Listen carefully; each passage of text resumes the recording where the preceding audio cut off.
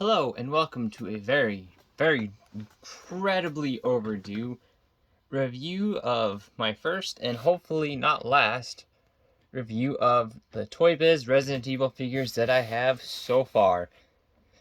Now, I do have his bio card, his little, it really wasn't a bio card, it was just a bio from the back of the box. That when I had bought him, they had cut that out and included it, and I don't know where it's at. I do still have it, but for right now, we will take a look at the 1998 toybiz Hunter.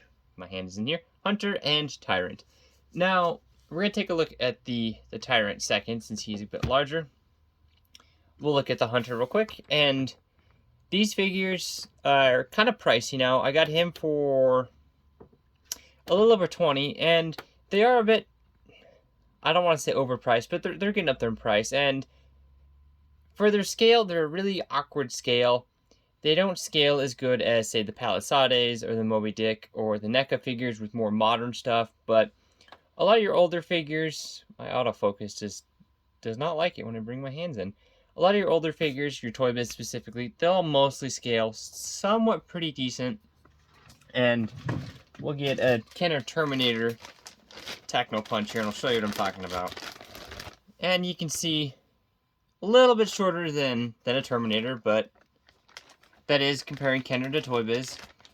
So it depends on what game you're playing in reality for the scaling. Sometimes the scaling is a little bit different across the games, but for the most part, from what I can see, the Hunters are supposed to be a little bit taller than, say, a normal person. But in Resident Evil Survivor, which used assets from older games, they were about eye level with Ark Thompson. So again, depending on which game you're playing, the remake, they were about eye level with Chris, maybe a little bit higher.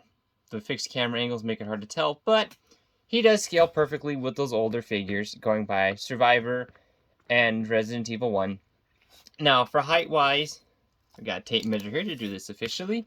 He is standing at the top of his little, I don't know what to call that, this hunchback. It is about 5 inches, maybe a hair more, and that is pretty good. We'll get in close here on details. You see a lot of vein work. And again, this is an older figure, so some of the detailing is not as good as it would be today. You can see his arms here. A lot of nice detailing on the bottom of his forearms and stuff like that, and then not a whole lot. And on this hand, he does have some sculpted in brains. And an eyeball, which is painted. You can see some nice red paint down him. A lot of vein work. Move his arms out of the way. A lot of nice reptilian scale detail. He does have peg holes. Switching around to his back. Lots of nice detail for a kid's toy. Again, this is 1998, so it is 24 years old. So, you know, they are pretty well detailed. Nicely painted, too, for, again, their age. Now, articulation-wise, well, before we do that, his face is a bit goofy, but the NECA figure is just as goofy. So it does look kind of odd. It looks really kind of goofy. But then again, if you look at the PlayStation 1 graphics of what this figure is based on, they really kind of didn't have much to work with. If you remember those old PlayStation 1 games, the detail was there.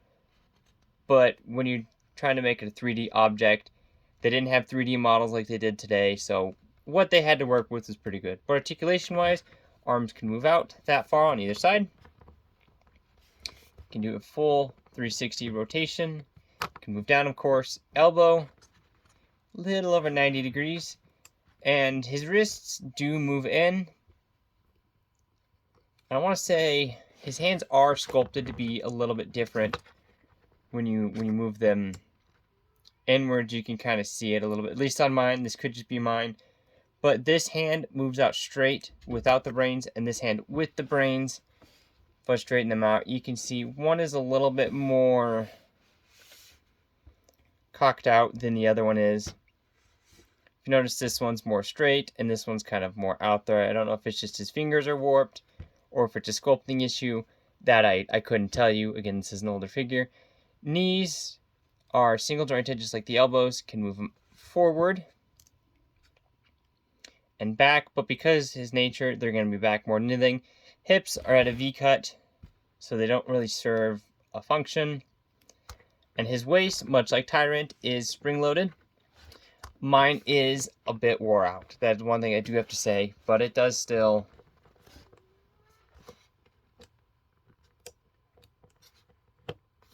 I don't know if it's supposed to work one way, because there is a little bit of a give there. I think it just works the single way with his right arm. But it does still work. It is a bit wore out, so it doesn't have a whole lot of oomph to it. And he came packaged with the Chimera, which I do not have. I'm looking at getting more of these when they come down in price, because they're a little bit pricey right now. But that pretty much wraps it up for the Hunter. A great figure, can sometimes get expensive, but I would definitely pick him up. Slide him off to the side. And now for the Big Daddy himself, Tyrant. And I have to say, this figure is amazing. He doesn't like to stand up, so if he falls over during the review, I apologize. He's just very top heavy. And his heart pumping action, I'm not going to show it off because it doesn't work anymore, of course. But anyways, we'll bring him in here so we can look at the details. Lots of nice vein work and kind of like tumorous growths. You can see pretty basic, not as well detailed as the Hunter in terms of the amount of things going on versus, because if you look at him, he's basically just detailed skin versus, you know, scaling detail and stuff like that, and muscle definition on both of them. But still really nice. Not as much articulation on this guy as there's the Hunter. Get in closer so we can look at the goofy face sculpt. His eyes are looking two different directions, but you can see lots of lovely red detailing throughout here for the growth, I guess you will. I almost call that his heart, but it is kind of part of his heart, if you think about it. But lots of nice detail. You know, you got his veins on that side, more veins things. You got some more detailing there. You got his big claw, and his arm is loose. That is one of the issues I've found with these figures, is they just get loose. It's just how it is. He's an old toy. I'm pretty sure he was played with and well loved. So that arm is loose, but the other one isn't. And one thing we do not see anymore, painted fingernails.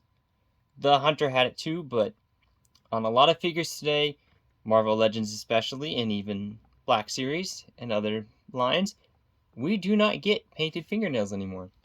And this guy is 24 years old and has that. But going up his back here, you can see lots of lovely detailing of the muscle definition.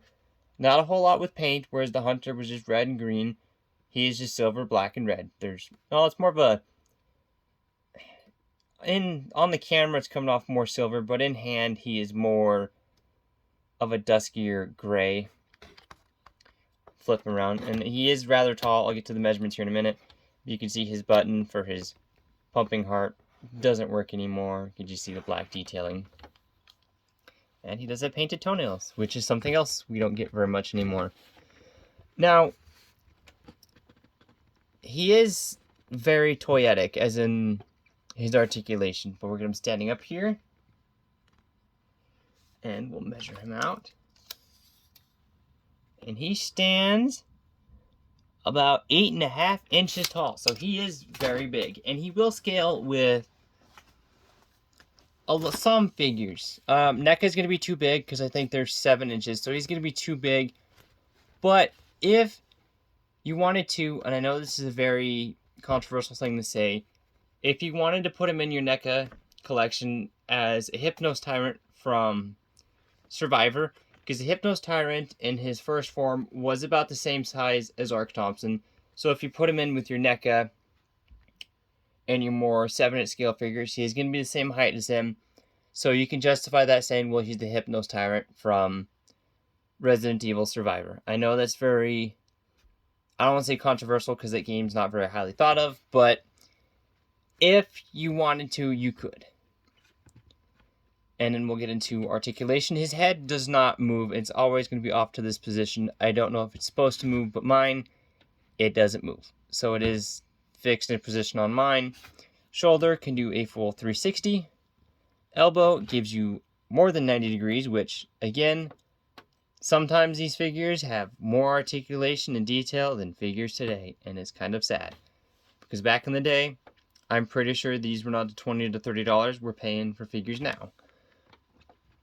And this arm, we're going to get it out of the way because it is loose. It can do a full 360, can move out, which the other arm cannot, and an elbow that gives us greater than 90 degrees.